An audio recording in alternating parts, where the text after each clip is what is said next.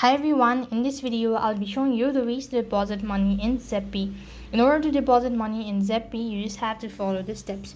First of all, you need to go and log in into your account, and from the home page go to broadcast section, and then you need to go ahead and select the method of depositing money. So I'm going to go ahead and use my bank account. So I'm going to press the bank account that's linked on my Zebpay wallet and press the manual deposit button, and it's going to take you to the next field.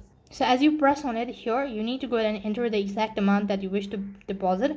And when you've actually done with that procedure, click on bank auth, and then click on the bank account through which you wish to deposit and click on proceed to deposit. Now that you've already selected the bank account, you could go ahead and press on check bank account, and here you'll be able to see that information, all of that. And in order to check the history or the transaction, you could go to the summary tab. You could just go ahead and review the information and click on continue.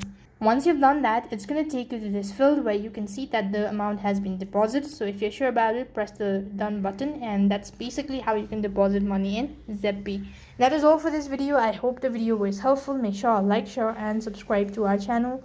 Thank you for watching. See you in the next video.